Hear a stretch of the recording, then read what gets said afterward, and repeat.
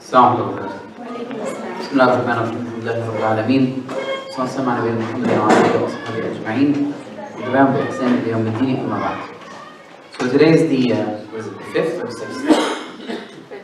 5th, right? Alright, so inshallah this is the 5th, our 5th lecture of the journey to Hereafter. And last week we started the minor signs.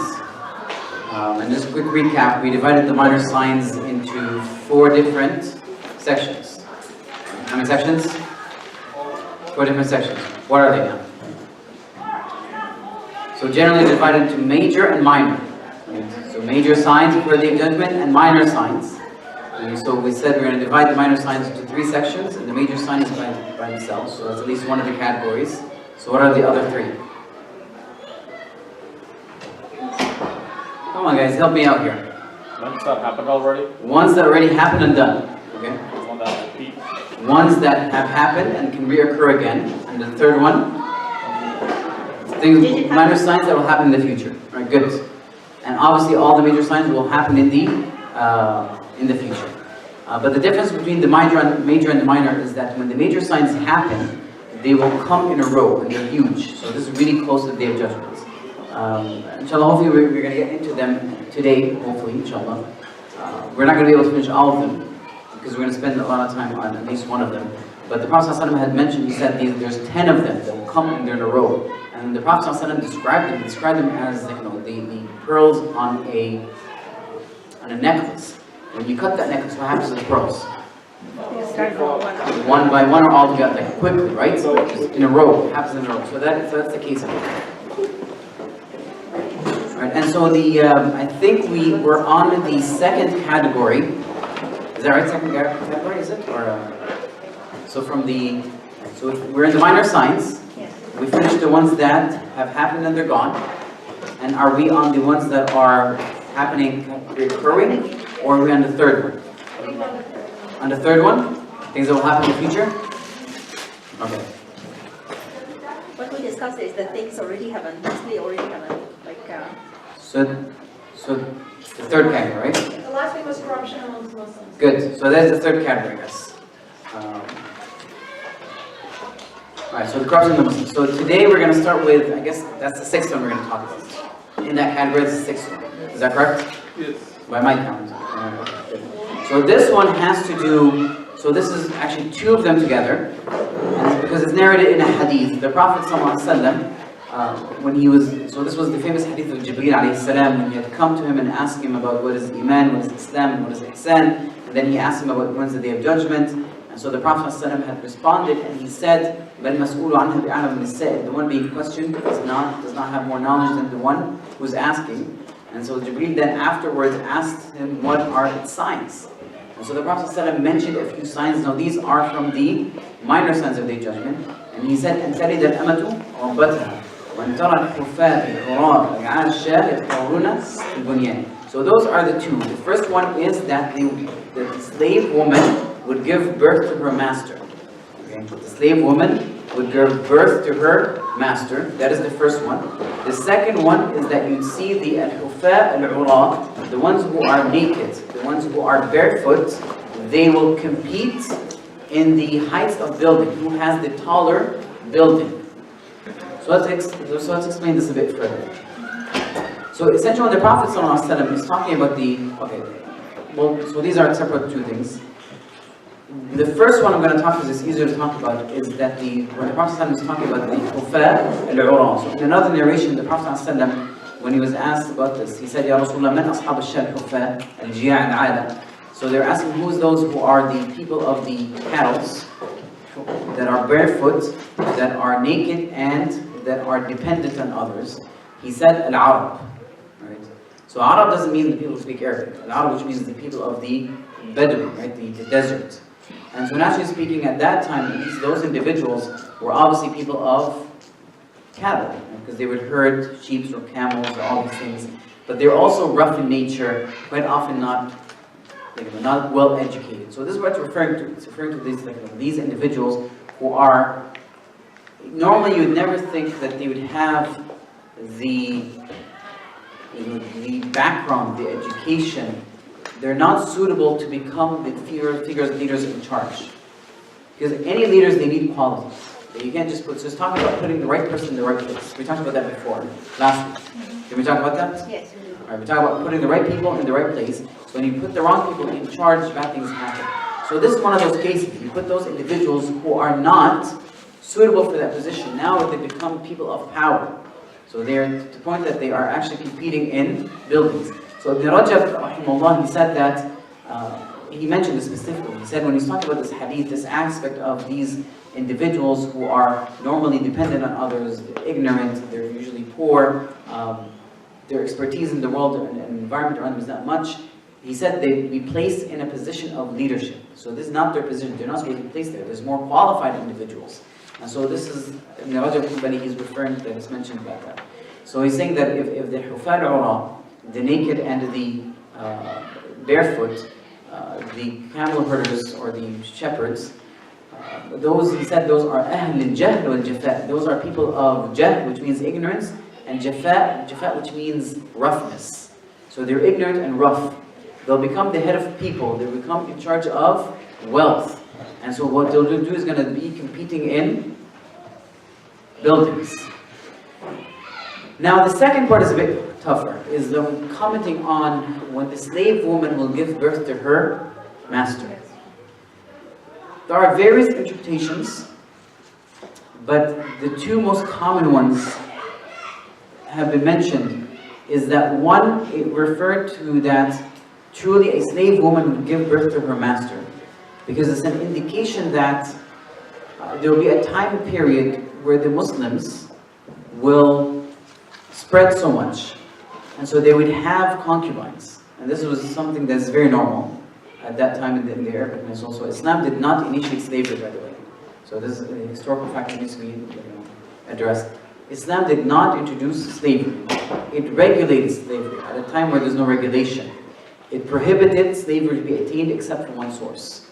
Previously, they used to kidnap people and turn them into slaves, whether it's in Europe, whether it's in Africa, whether you name it. Even the European medieval people, they would kidnap individuals and turn them into slaves. For us, it's haram.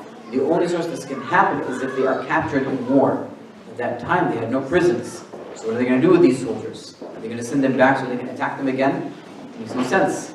Because if our soldiers are taken as prisoners, it makes sense that we also take their soldiers as prisoners. To turn our prisoners slaves, we take their prisoners as slaves. But also Islam, when they talked about this, they regulated very well. They talked about the good treatment of slaves, to the point that the Sahaba would feed them the same food that they would feed each other. They would clothe them the same garment, the same quality. And at the same time, Islam had opened the door to freeing those slaves. And so this is the difference between the Islamic perspective of it, and as opposed to the medieval and the old ways of treating Now, does this mean that we should be thirsty for this stuff? No, it doesn't mean that. Just in terms of regulation. But anyway, so when the Prophet ﷺ said that the woman would give birth to her master, one of the interpretations is that the Muslims would spread wide and far, that they'd have a lot of slave females, and it's very normal for the slave at that time at least to have relationships, for the masters, they can have relationships with the female slave.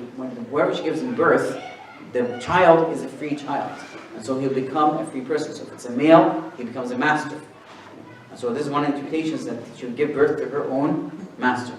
The other interpretation has to do a bit different, is that it's talking about actually regular mothers. When they give birth, they're going to give birth to children who will act like tyrants. Sisters are nodding. So their children are tyrants. They will treat them as slaves. Okay, that's the other interpretation, which is indicating the widespread of disobedience to the parents, specifically to the mothers. Because quite often the children cannot really argue very much with their fathers, because they know what's going to happen to them. Right?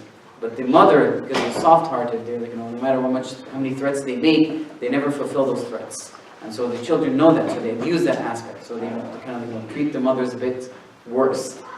And so it's almost like they're the masters and they're the slaves of those children.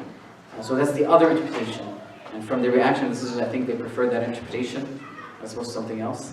But either way, you can look at it as if something is still occurring at the moment, and it can get worse later on in the future, or something that has already happened, or could happen again in the future, later on. Allah, yes.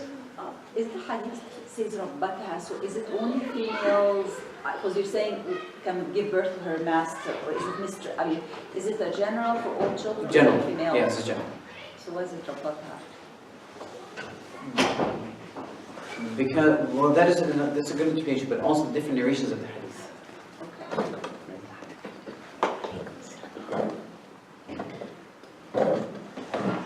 Because when you talk about this generally, it means like, because they can give birth to females or males. Because if either way, because if the father is a free individual, then the children are all free, whether it's a male or a female. So this is qiyas. So it passes the rulings of both. Alright, now the next minor sign, which is called تتداعى الأمم على الأمة الإسلامية, which means that the other ummahs will call one another against the Islamic ummah. They will call and they harmonize one another, call one another to harmonize against the ummah. And so this is coming from a hadith directly from the Prophet ﷺ. It's a hadith by one of the Sahabis, his name is Tawban. And this hadith is mentioned in many different books, Muslim, Ahmed, Sunan Abi Dawud. And so the Prophet ﷺ will say, يُوشَكُ الْأُمَمُ أَن تَدَاعَ عَلَيْكُمْ. So he will say, it will come soon a time where the different ummahs, different nations, تَدَاعَ عَلَيْكُمْ, which means they will call one another upon you. كَمَا تَدَاعَ الْأَكَلُ عَلَى قَصْعَتِهَا, similar to how when a group of people are eating from a plate, they call other people, they invite other people to eat from the plate. So the Muslims are the plate, the food. So they're calling the other people, the other nations to come to eat, have a piece of that nation. And so one of the companions said, أَمْ قِلَّةٍ يَا رَسُولَ اللَّهِ, is it because we are few in numbers? That's a good question, right? Because it makes sense, if Islam is spreading, how is it that, that the different nations will all come together and, take a piece of Muslims or attack them, whatever the case is. And so the question is, because we're few? And so the Prophet ﷺ said something interesting. He said, no. بَلْ أَنْتُمْ يَوْمَئِذٍ كَثِيرٌ. However, that day, at that time, there is going to be a lot of you. So our problem is not numbers. What is our problem? Quality. Because the Prophet ﷺ described it, he said, وَلَكِنَّكُمْ غُثَاءٌ كَغُثَاءِ السَّيْلِ. But you are غُثَاء, كَغُثَاءِ السَّيْلِ. Whenever there's a flood in a valley, it gathers all dirt and bubbles and rubbish, and that fills on the top. That stuff, is that of any value? That's useless, right? So it means that you're useless, you're nothing, right? Bubbles. So وَلَكِنَّكُمْ غُثَاء السَّيْلِ وَلَيَنْزَعَنَّ اللَّهُ مِنْ صُدُورِ عَدُوِّكُمْ مَهَابًا مِنْكُمْ. Allah subhanahu wa ta'ala will remove from the hearts of your enemies the fear of you.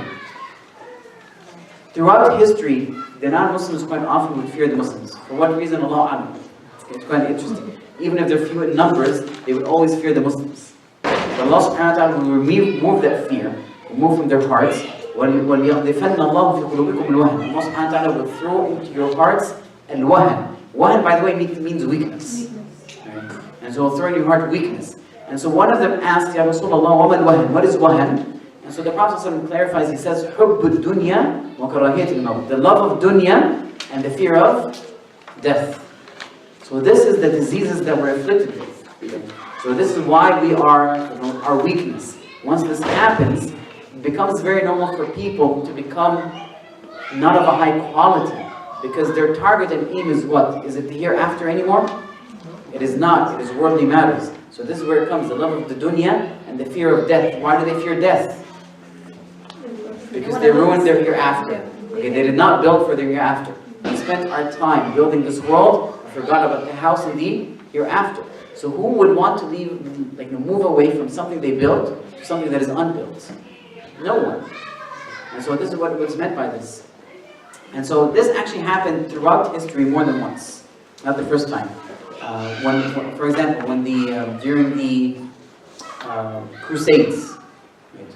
During the Crusades, when the European nations also kind of united, and they were having these battles with the Muslims and calling one another against the Muslims. That happened at one time. The Tatar, at one time, the Mongols, when they were attacking the Muslims, that's another time period. And so this will also continue after the in the future also. Allah. And one can argue it's also continuing at this time that we're in. So with the Sahaba, it was completely the opposite. SubhanAllah. Allah used to control the... So with the companions, it was always the opposite. They were never, by the way, the Muslims, whenever they, whenever there had to be some sort of a battle, or some had to be a confrontation, the Muslims were never larger in number than the opposite party. It was always smaller in number. But because of their substance, their quality, their command, they were always supported by Allah subhanahu wa ta'ala. Because victory in the end comes from whom? Allah. From Allah. So that's a support you have to earn. Once you don't earn that support, it's a matter of math. Who has the larger numbers, who has the stronger, better equipment, who has the more wealth. That's it. It comes down to numbers. But once the Iman aspect comes in, the support of Allah subhanahu wa ta'ala comes into it, completely different game. And so we have to bear that in mind, because victory only comes from Allah subhanahu wa ta'ala. So the question is, how do we retrieve that victory? The equation is very simple, we know it, but acting upon it, it requires patience, requires time. It is a bit more difficult. So now the problem is what? حب الدنيا right? The love of this world and fearing or hating death. So essentially, I ask Allah never to make us among those, which is, I guess, essentially hating me sometimes. Okay, now the other sign, and this is the seventh, it is istifadat al-mal. Istifadat al-mal, which means that the money will become very plentiful and excessive. Wealth will spread, will be plentiful and excessive. So this is one of the signs of the Day of Judgment. Until the person would give 100 gold coins to somebody, and he'll still see it as little. They're like, what is this? Give me more. And then to the point that a person would, a person who has wealth would be looking for a poor person to give him the sadaqah, and he would not find any. Now this directly is mentioned in a hadith. The Prophet ﷺ, this is in the Battle of Khaybar. The Prophet ﷺ, was talking to one of the companions, and he said, count 6 between the day of, before the Day of Judgment. 6 things would happen, and he mentioned the first one was istifadat al-mal, or among them, I should say among them. He said istifadat al-mal, which means the wealth will be plentiful. There will be a lot of wealth around, until the man will be given 100 dinars, and he will still be unhappy about it. Maybe because there's inflation, maybe because he wants more.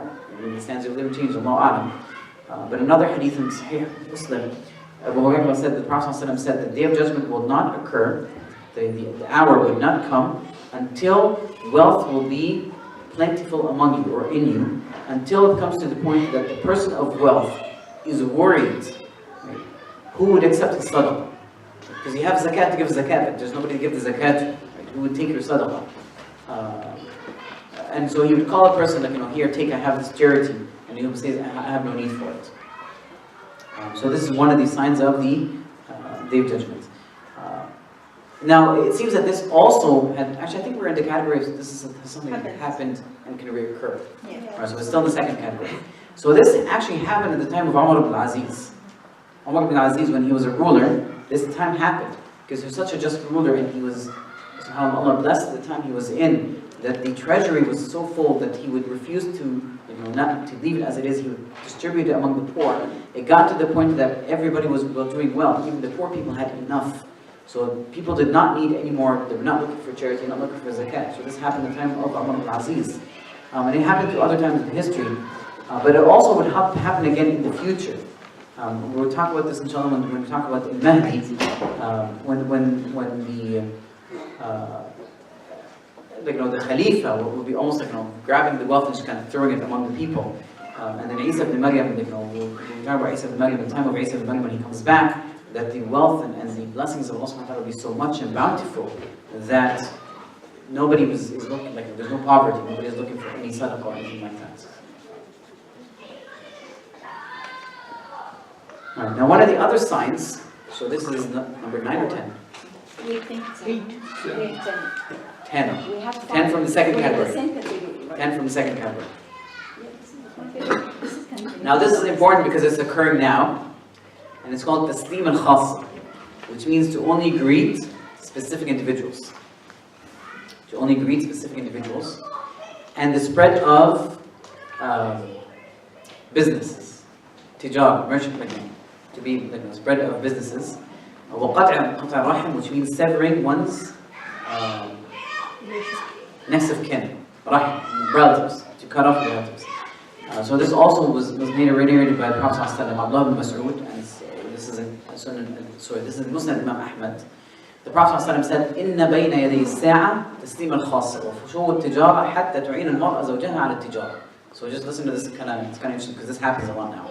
He says that between the hour, before the day of the hour comes, تسليم الخاصة, which means that greeting will only be given to specific individuals. So a Muslim would not say salam to another Muslim except if he knows them. Okay.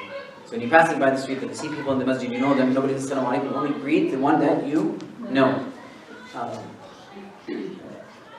I think sisters sometimes are better with this because I've noticed this. That whenever my wife is walking in the mall, she's on the hijabi, naturally just greetings happen. But brothers, they're a bit more kind of weird about this, right? They make eye contact, but who's going to say salam first?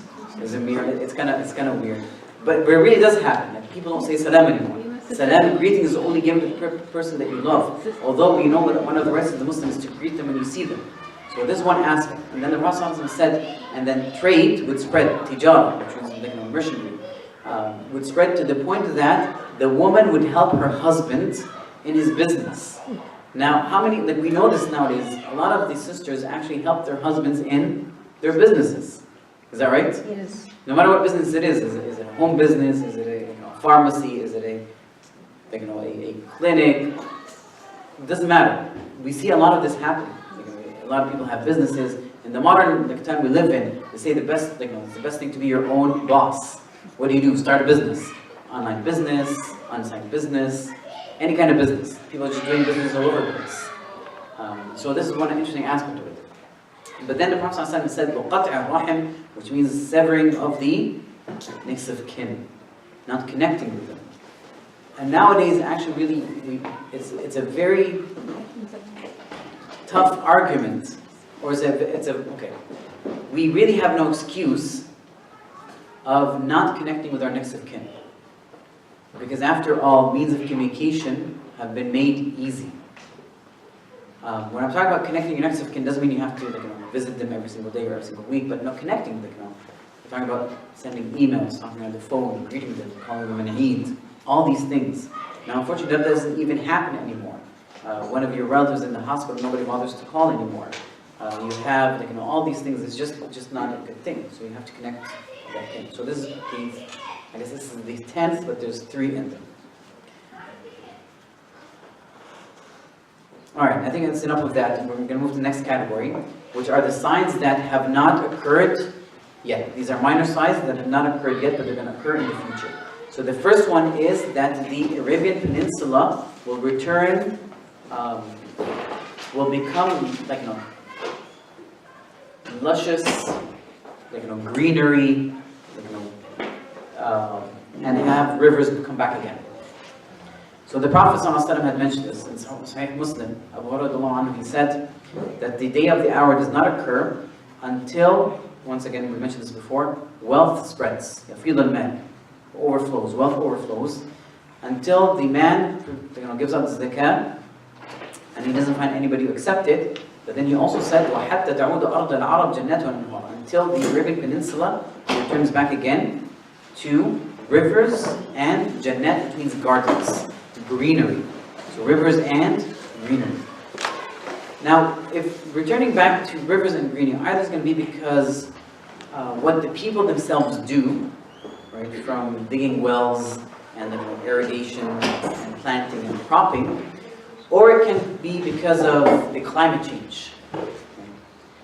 And to be honest, I'm inclining a bit more to the climate change aspect. Because one has to ask a question. Have you ever guys wondered why there's so much petroleum in the Arabian Peninsula? Where does petroleum come from? The old corpse several years. Well, corpse, fossils, greenery, we talk about wooded area, they're pressured, and then they turn into coal. Now there's so much of it in the Arab world, especially in the desert area. It's kind of odd. So this is an indication of many of the people who, whether in their geology or whatever the case is, they say that because this area used to be heavily wooded, grass area, there's jungles and all these things. There used to be huge resources of water. In fact, until now, there's a lot of underground water. And so they're saying this is how it used to be. Now, the climate changes that's occurring, it's stabilizing almost the weather a little bit.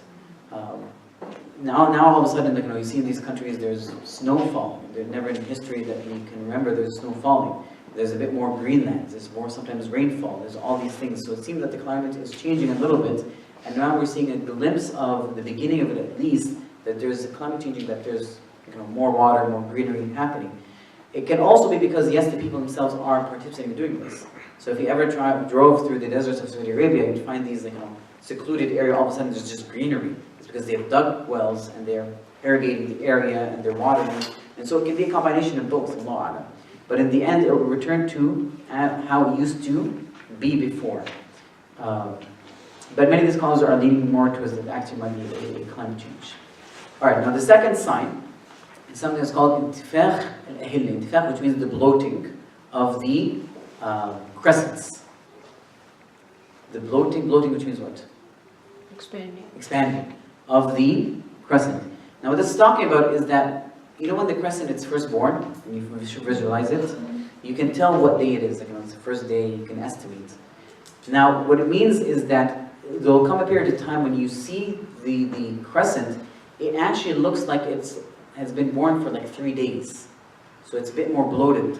I don't want to say fatter, but just larger than the norm. A person would see it and be like, this is actually a crescent of 3 days, not 1 day. And the Prophet ﷺ had mentioned this. He says, from the signs that the hour is getting close is the bloating of the crescents. But in the first day itself, it will be... The first day it will be huge. If you look at it, wait a second, this looks like it's 3 days, not 1 day. So the This is continuation... not already happening? Sometimes. When they got confused and they have these arguments about is it Ramadan already?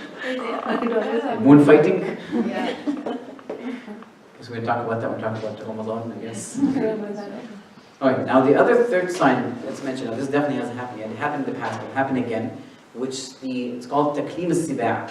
Siba' is referring to predators, lions, wolves, these are Siba'. So the predators would speak. And also al-Jamad, which means inanimate objects, would speak. So Taklim al-Siba' wal-Jamad, so these inanimate objects and the predators such as lions or wolves will actually speak. Now this is also narrated directly from the Prophet. Now remember, all these things from the unseen. Now we cannot believe any of these things unless it's authentic, it's directly from the Prophet. He prophesies these things. So this is one direct narration from the Prophet, and this happened. The Prophet is mentioned that Sayyid al-Khudri, he'd say that that a wolf, a wolf had attacked a flock of sheep from the shepherd and has stolen one of the small sheep. And then of course he ran. So what the shepherd did, he did not leave that sheep. He chased that wolf and caught up with him and actually was able to steal that sheep from him. And what happened next was the wolf actually turned around and he actually spoke to him. And he says, Tanzir, which means you're gonna Tanzir, which means what? I'm brain dead today. You grab my food. Forcefully grab. Forcefully grab. Take away from me. From me a rizq that Allah subhanahu wa ta'ala has given to me. And so of course, this person sitting there and the wolf talks to them, your action obviously is what? Jinn. Have a conversation. Yes, jinn, thank you. Possessed, right? You're not going to sit there and have a conversation. You're going to run away. I hope you guys run away. If an animal starts talking about it, I would. Or I would just kind of freeze. But the person obviously, we said it's kind of amazing, he said, a wolf that's sitting on his tail talking to me. And so the wolf actually said, let me tell you something that is stranger than this. A man named Muhammad in Yathrib, telling the people of the news or the previous stories from the previous nations. And so the shepherd actually, took his flock and actually went to the Medina, and he went from edge to edge. So he took the flock to one edge, and then he came to the Prophet ﷺ and he told him about this. So this is the time of the Prophet ﷺ. And so the Prophet ﷺ had ordered the people to gather for prayers, and he came out and he told to the shepherd, tell them the story you told me. And so he told them. And so the Prophet ﷺ said, Sadaq. Right? He said the truth. وَالَّذِي نَفْسِ بِيَدِي, with whom my soul is in his hand, the hour does not come until the siba', which means the predators, speak to the ins. Until the predators speak to the humans. So this is something that can happen. Now, how is that going to happen? Allah. Are we going to develop, technology that's going to enable us to kind of hear them, talk to us? Allah, I don't know what it means. But it already happens. So this happened once, hasn't happened again. So it's only happened once at the time of the Prophet. So I don't think, So in future. So we're talking about predators. We're not talking about parrots, right? We're talking about predators. Because a parrot is not a predator. So we're talking about predators or lions and wolves or whatever the case is. This hasn't happened yet. How it's going to happen? Allah. Yes. No, not the same. That same question? What was the question? Because you're categorizing it as hasn't happened. So it's going to happen. It hasn't happened again. It's going to happen in the future. All right. One other one's going to mention before I dive into the. Actually, how much should I mention before I dive into the major science? All right. So I'm going to mention this one, and it's the. You guys know where the Furat is? The river Furat. In Iraq, right? Furat. So Furat, what's going to happen is it's going to inhisar al-Furat an Jabal min Dahab, which means that the Furat will reveal. Hisar, which means it's going to gather or move away and reveal a mountain of gold. So this mountain is a hidden mountain. It's hidden underneath the pile of the clay and the mud in the river. So the river is going to move away. Something's going to happen to the river, and it's going to reveal this mountain of gold. So the Prophet, so this is narrated in Bukhari and Muslim. So the Prophet, Abu Hurairah said, the Prophet ﷺ said, "Yushik al-Furat an yahsir an kinz min dahab." So yushik, which means it's about that the Furat, yahsu, which means would reveal. Okay, yahsu would reveal because the water is not there anymore. Now the water is not there because either it dried or the river had changed its course. Now rivers changing its courses happen all the time because of something that happened over the source. Either will move away from its course, and now this has become a dry land, and so it's gonna reveal a certain area or a mountain, or the river, part of it will dry. And so it would do that until it would reveal a treasure from gold. So whoever witnessed it, don't take anything from it. The Prophet said, do not eat from it. In another narration, it says it will reveal a mountain of gold. In another narration, the Prophet said, Yushk al-Furat an yahsib, which means that Furat is about to reveal a mountain of gold. If people hear about it, what are they going to do? They're going to go towards that mountain. It's gold. So what are they going to do? What are they going to do? They're going to fight for it, right? It's free, so what do people want to do? They want to take it. Do they want other people to share with them? No. Why? They're greedy. It's our nature. Except the believers. Human beings have interesting characters. It seems that only being a believer tames that character. One of them is greed. It's greed because they care about these worldly things, worldly gains. And so they are actually going to fight over it. Because they say to themselves, if I let them take it, they're going to take all of it, and so they're going to fight. And so they're going to say, فَيَقْتُلْ مِنْ كُلِّ مِئَةٍ 99. Right? From every 100, 99 are killed. And each one would say, I'm the one that might remain alive and be able to take it. So each one thinks I'm the one that's is going to be able to fight everybody else and take it. And so out of every 100, 99 will be killed. Now the Prophet, the reason he ordered us not to take anything from it is so that we could stay away from this fight. Because this is going to cause bloodshed and people are going to be killing themselves unjustly and for no reason. So the Prophet told us to stay away from that. Alright, I'm going to mention one last one.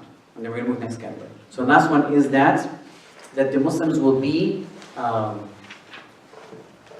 should I say this? Sieged to the Medina. They'll be sieged to the Medina. So they'll be limited to the Medina. And so the Prophet ﷺ, this hadith, and the Prophet ﷺ had mentioned, Abdullah ibn Umar, he said, يُوشِكُ الْمُسْلِمِينَ أَنْ يُحَاصَرُوا بِالْمَدِينَةِ, that the Muslims are about to be sieged in Medina, حَتَّى يَكُونَ أَبْعَدْ مَسَالِحُهُمْ سِلَاحًا.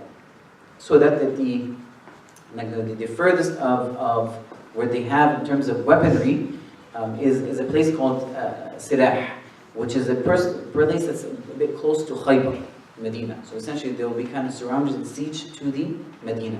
Perhaps it's indicating that the number of Muslims at that time will become less. Right, it will become less.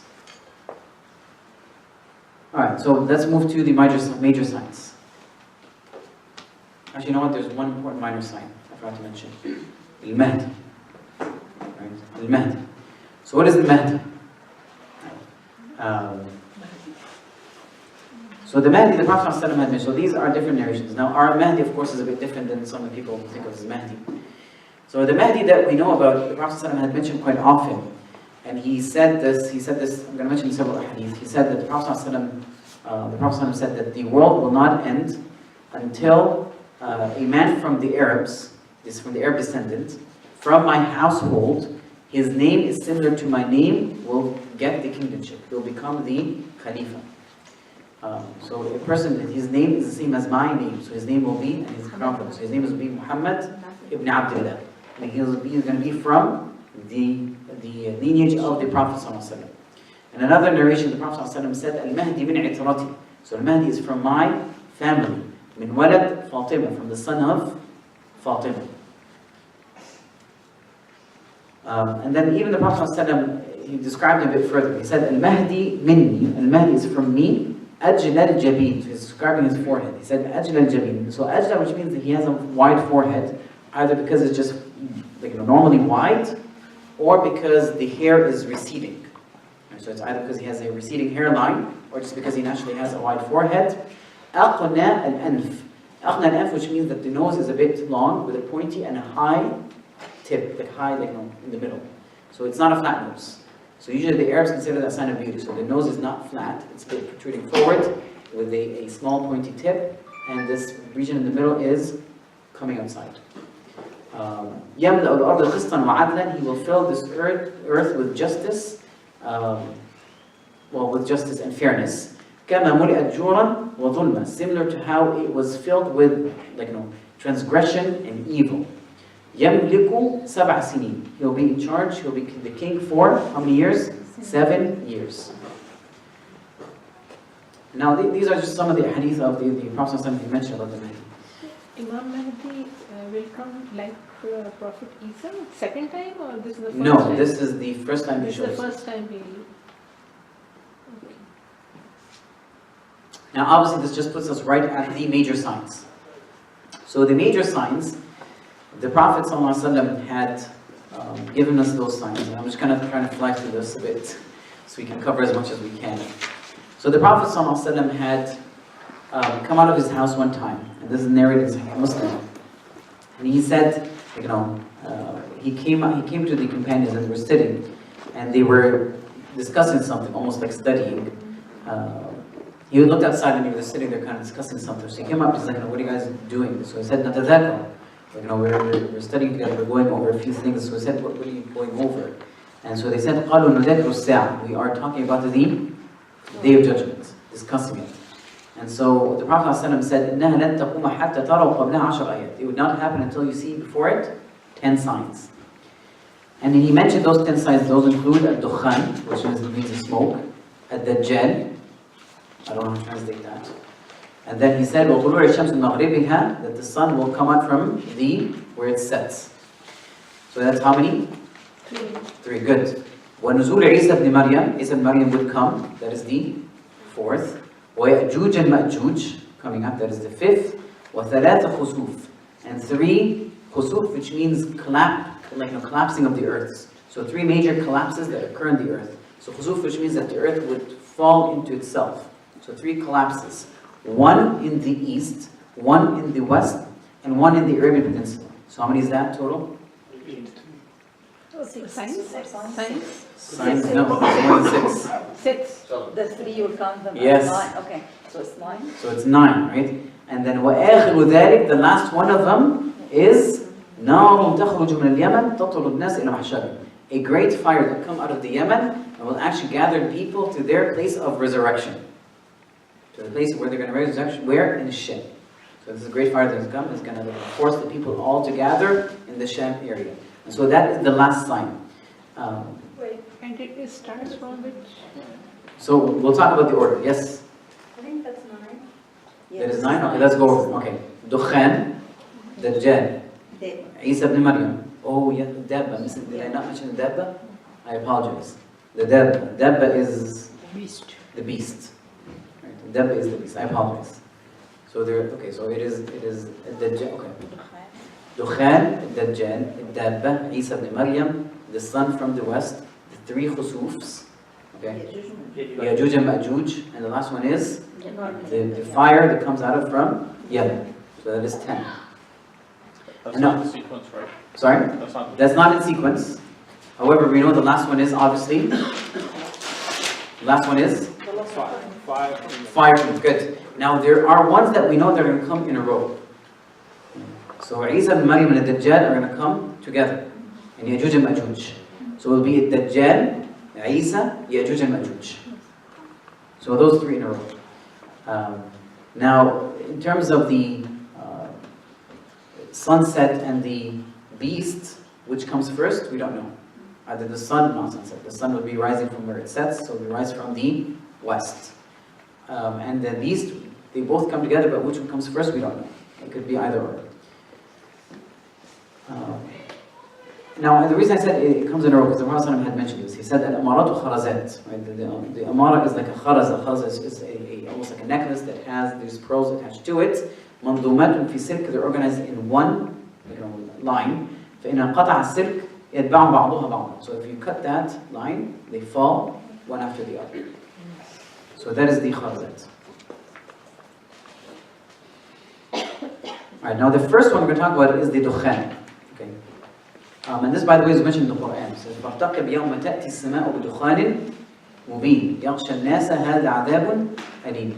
So, so this translation of it means فَارْتَقِبْ, which means watch. Okay, فَارْتَقِبْ, wait and watch. يَوْمَ يَأْتِي النَّاسِ, the day when the sky will bring بِدُخَانٍ مُبِينٍ, a huge, visible smoke. يَغْشَى النَّاسِ, which means it will conceal, will cover all people. This is هذا يوم عذيب هذا عذاب. This is a painful torment. That day it's a painful torment. So we're not talking about just any regular smoke. This is smoke that is going to cover almost everybody. Dukhan, it's going to cover, conceal almost everybody.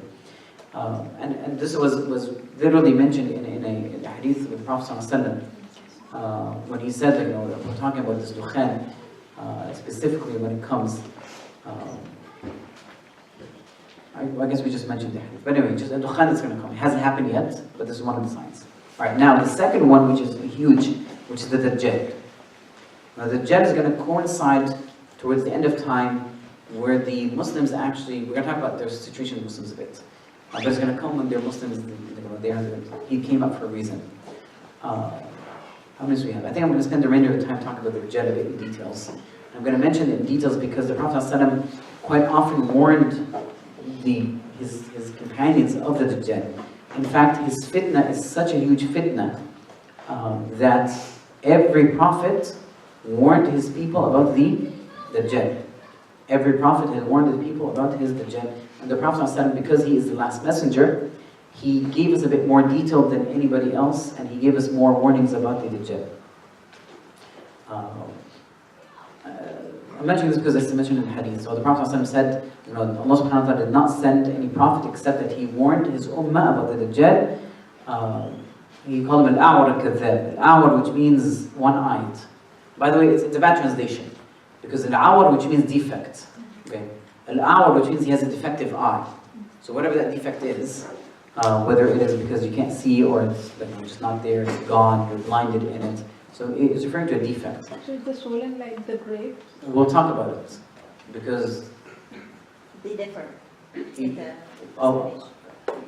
going to combine all of them. Just give me, inshallah, we'll get to it. We're going to combine all of them together, inshallah. So the Prophet said, "No, right? So he's going to translate as one-eyed, and your Lord is not one-eyed." Now I'm saying this because some people literally take it as one eye, like he has just one eye, right? You know, this cyclopes, I guess, or cyclops, the fictitious figure. They draw this monster with one eye. No, it's just a translation. In Arabic, a'war, a person who has two eyes, but one is defective, is called a'war. And then he said, like, وَبَيْنَ عَيْنَيْهِ مَكْتُوب كَافِرٌ. Between his eyes, there's the word kafir. So the Prophet ﷺ said, يَا أَيُّهَا النَّاسُ, O people, إِنَّهَا لَمْ تَكُنْ فِتْنَةً عَلَى وَجْهِ الْأَرْضِ. There is no tribulation or test or fitna on the face of this earth. Since Allah subhanahu wa ta'ala, مُنْتَ ذَرَأَ اللَّهَ أَذُرِيَّةَ آدَمَ, since Allah subhanahu wa ta'ala had spread the sons of Adam on this earth, that is more devastating than the fitna of the Dajjal. It's a huge fitna. وَإِنَّ اللَّهَ عَزَّ وَجَلَّ, and Allah subhanahu wa ta'ala did not send a prophet except that he warned his ummah of the Dajjal, and I am the last of the prophet, and you are the last of this nation. وَهُوَ خَارِجٌ فِيكُمْ لَا مَحَالَ, and he's going to come out at your time, there's no doubt about it, because we're the last of nations. Now the previous prophets used to tell their people about them, because they were worried he would come out at their time. But now, because we're the last of nations, definitely he'll come out in our time. So the Prophet ﷺ had warned us about this. Now, why was he called Al-Masih al-Dajjal? We call him Masih al-Dajjal. So there's two names. Al-Dajjal comes from Kathrat al-Dajjal. Dajjal, which means quite often lying. So he's like, I guess it's a habit, right? He's just extensive liar, it's just a liar, it's falsehood all over the place. Now, Al-Masih comes because one of his eyes, so it comes from,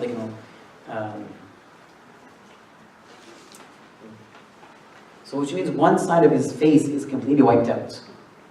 Masih ibn Maryam. Okay, good. So somebody says Masih ibn Maryam. Now, Masih over here can come in the term of maf'ul or in the term of fa'id. Okay, so when it comes in maf'ul, which means the action is performed on you, that is for the Masih al-Dajjal.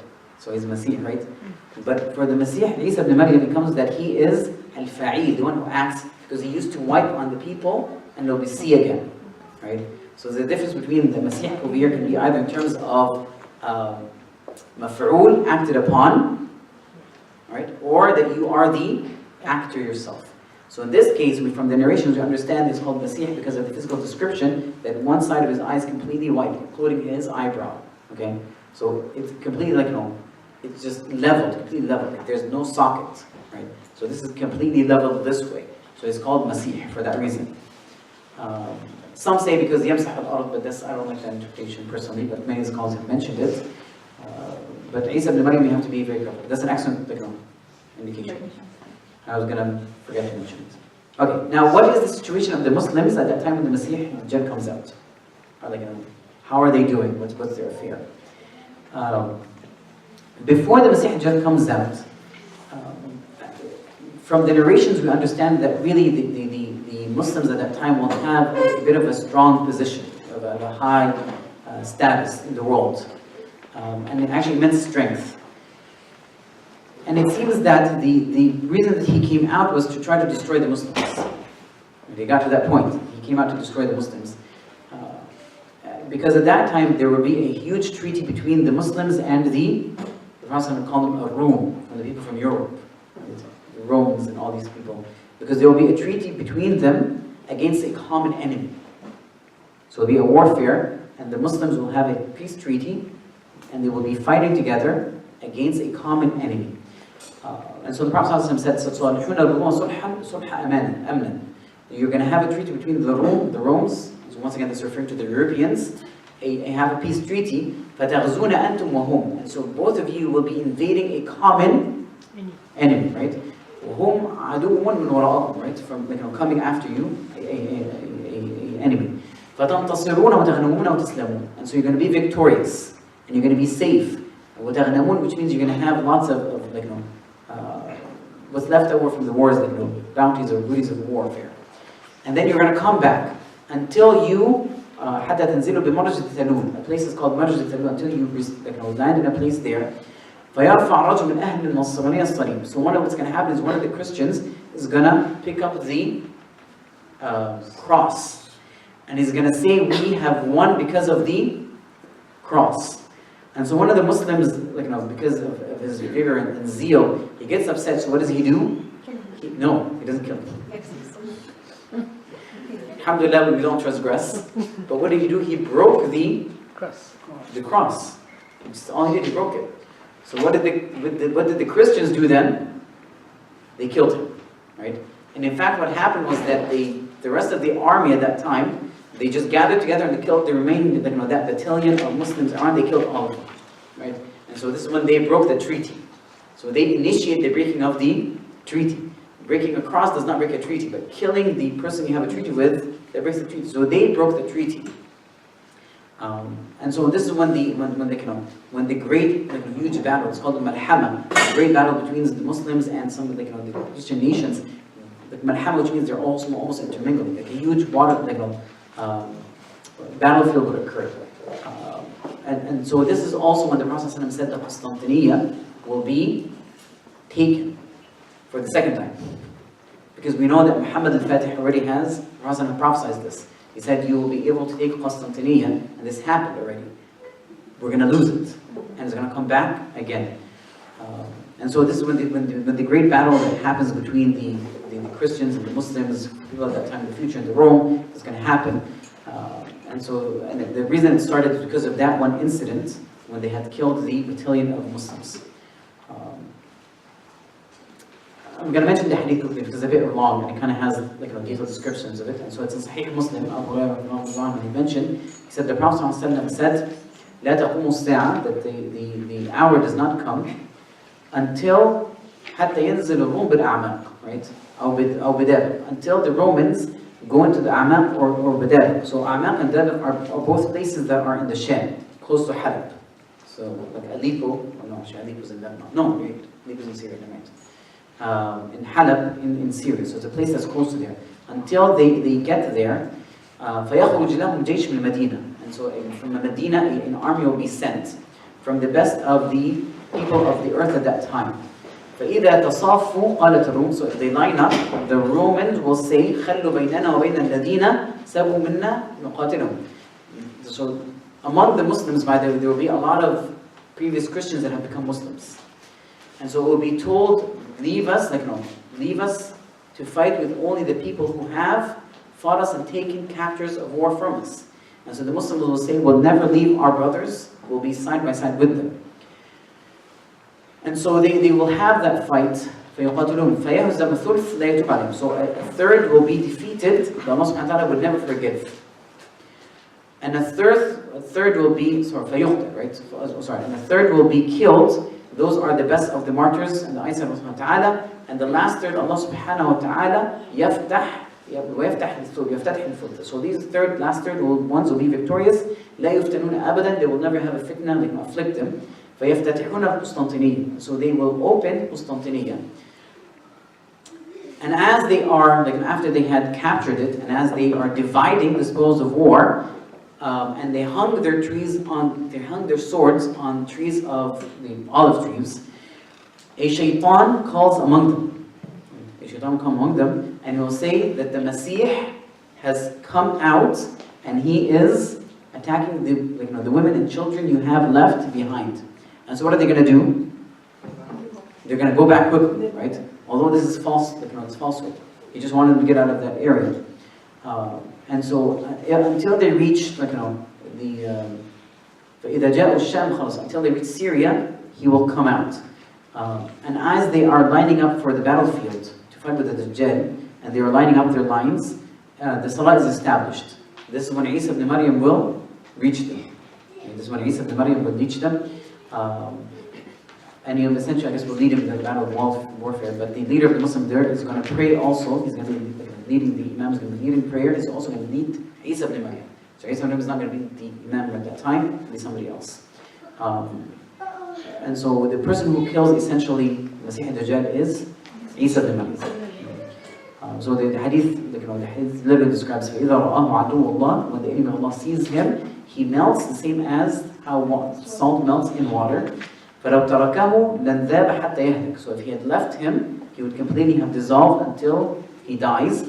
But Allah subhanahu wa ta'ala kills him on the hands of Isa ibn Maryam, and he will show him his blood on his spear. So this just kind of talked about quickly the state of that aspect of it. Now, at that time also, before the Dajjal comes out, there will be extreme hunger and drought. Extreme hunger and drought. We're just kind of describing quickly the environment. So there's going to be extreme hunger and drought. So the Prophet ﷺ had mentioned before the Dajjal comes out by 3 years, there will be 3 very tough years. They'll be afflicting the people. In them there is extreme hunger. And Allah subhanahu wa ta'ala would order the sky in the first year, and it will refrain. A third of its rain will be withheld. And a third of the earth will be told to withhold its plantations, its fruits. And then in the second year it will be 3/3 of it, and then in the third year it will be all of it. So it's just extreme hunger and drought.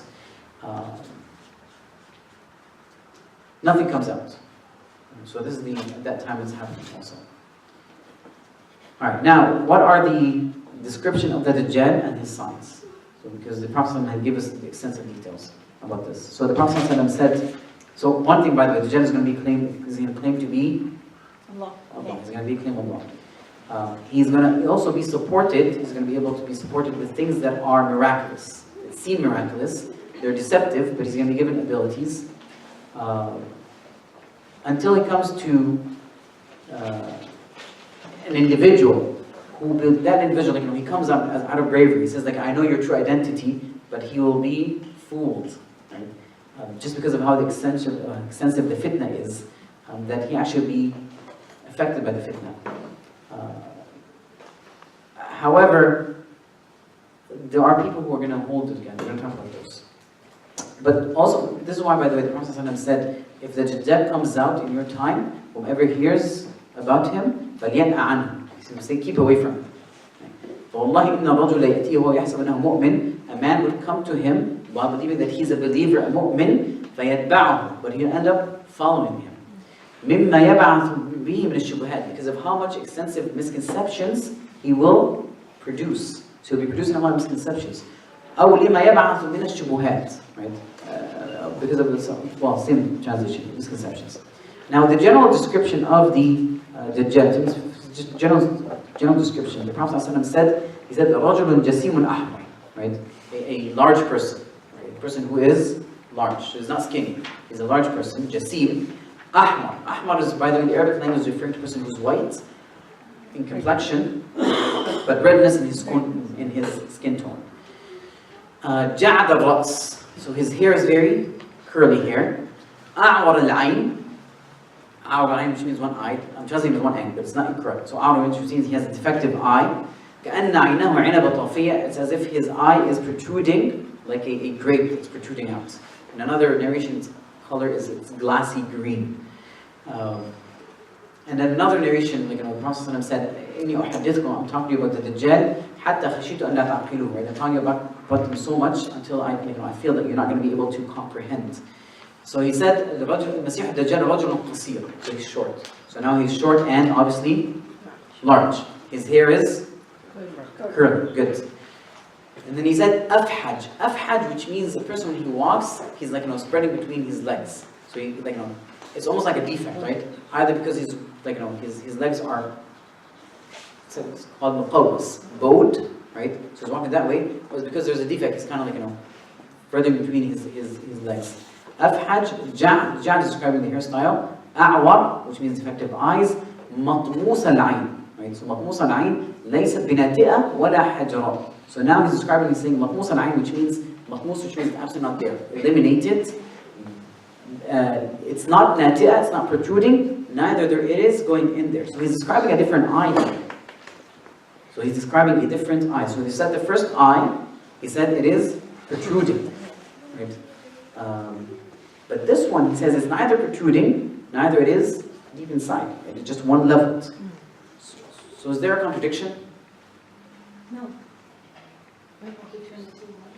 Sorry? It's just like skin, no? Obviously he has two eyes, right? Didn't say he's missing. Just like skin. It's that one side of his face is white. Yes. Okay. Okay. I'm So confused. okay. So let me continue this. فَإِنْ أُلْبِسَ عَلَيْكُمْ, if in أُلْبِسَ عَلَيْكُم, which means you are unable to differentiate ulbis, which means you have misconceptions, you can't see. It's like, is it him or no? He said, فَعَلَمُ أَنَّ رَبَّكُمْ لَيْسَ بِأَعْوَرٍ. Know that your Lord does not have a defective eye. Is Allah defective in any way? No. No. So what tells you, the Prophet is telling you something obvious. He says, no matter what misconceptions this individual has, there's something that's quite obvious in front of you. And sometimes it's quite weird. We ourselves sometimes fall into this. Sometimes things are so clear in us, we don't see it anymore. We're just taken away by some of the misconceptions, while the evidence is just clear. This individual obviously is defective, right? He's wobbly in his walking. His eyes is just like, defective. Both eyes are defective. I'm going to give you an interpretation. I'm combining all the narration to tell you what it means. But obviously, a Lord, if He's a true God, He would be perfect. He would remove that defect. But also, the Prophet told us He does not have a offspring.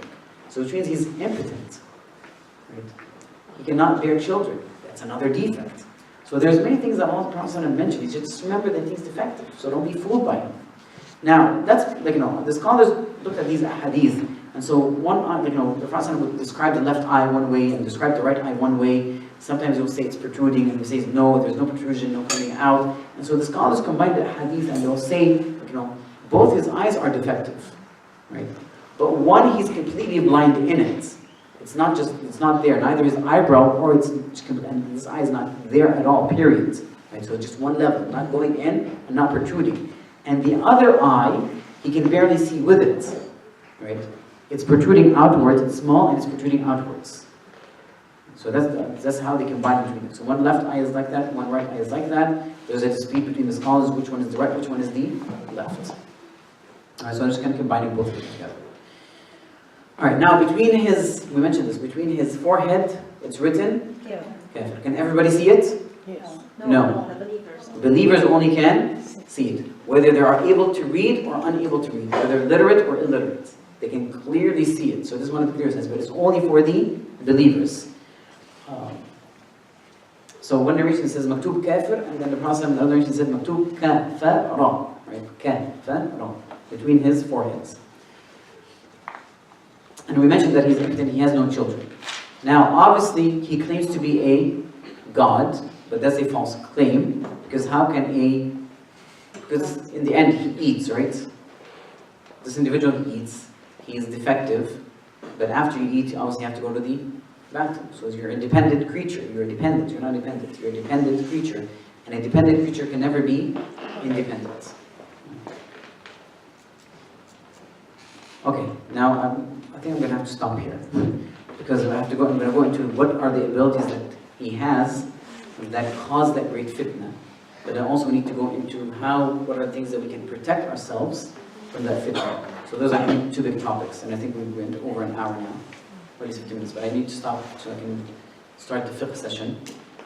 So I think we'll stop here. Actually, we cannot pick up next week. I completely forgot. We don't have class next week. I apologize. I have to go to a conference on the weekend, so I'm traveling for a conference. So we'll pick up in 2 weeks. I'm going to have to warn you, quite often when we stop a class for 1 week, people drop in half in size. So I'd like to see all of you again, inshallah. We're going to talk about how we can protect ourselves from this jinn, and what are the fitnas that he's been given that will cause that tribulation and test.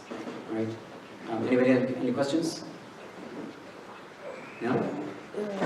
Yes? Some say that when Prophet Isa comes, he breaks the cross.